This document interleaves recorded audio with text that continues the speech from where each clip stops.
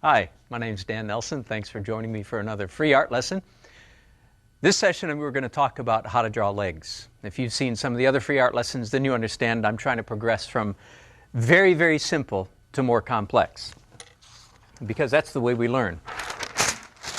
So if I start out talking about fibula and tibia and so on and so forth, I've lost you. So let me start out with reducing the legs to some very simple rectangles. And I'm going to look at a person from the front, and at this point it doesn't matter if this is a male or a female, the same principle will apply.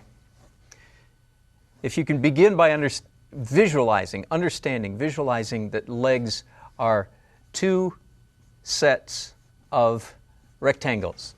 The thing I want to show you, and I've exaggerated here slightly just so that you can catch it, the thing that I want you to see is that both our upper leg and our lower leg can be simplified as rectangles slanting in. They are out at the top, in at the bottom, and then, this might be a surprise to some of you, the calf, the lower leg, begins again out at the outside, in on the inside. Let me finish these legs out a little bit so that you'll actually believe me. And if you saw me on one of the earlier sessions, you might remember that I said it's often helpful to characterize the joint either as a diamond-shaped or a sphere, a circle, either one.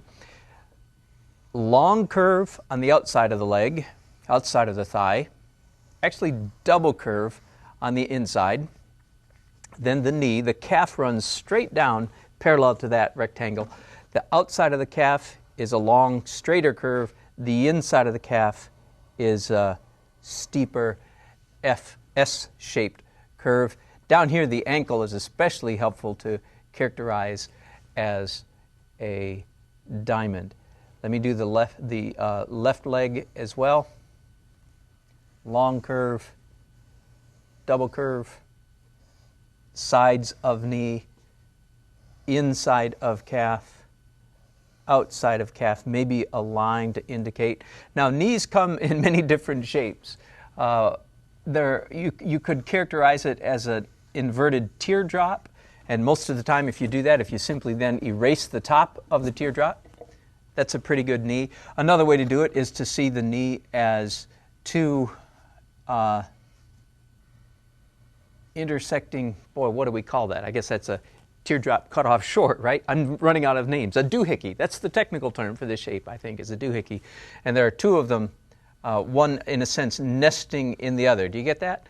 Knees come in many shapes. Sometimes there's a dimple at the top, sometimes there's not. And of course, we're just talking about a knee straight on. It all changes when we talk about the leg being bent. That's simple legs from the front. Now let me progress to simple legs from the side. This will be a person facing to our left. And that means it would pretty much by definition have to be a left leg, wouldn't it? Here's one of the main things that I want to show you. We're doing simple things so you can get started right and probably do legs better than you would if I didn't tell you. One of the important things to understand is that the front of the knee cap, the knee does not point straight forward. It actually points down. Do you see this line right here? Points down that way. If you get that right, you'll get your leg from the side a lot more accurate. I'm indicating here the weightlifters call them quads, right? And here's the ham and the calf and the shin, the knee. Sometimes there's a dimple there, usually there is. Now while I'm on this page, let me go ahead and do a leg from the back very simply, especially to show you that often, not always, often the back of the knee is a capital H, taller on top, shorter on the bottom. Close enough? Then the calf muscle is actually a double dip thing coming down to the Achilles tendon. Am I confusing you? Boy, I'm almost confused myself.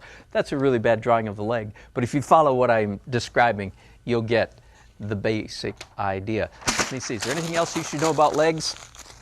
Well, legs in motion is a whole different matter. When the leg is bent, the top of the thigh is elongated and the inside of the thigh is constricted, so it's more of a steep curve. Get that?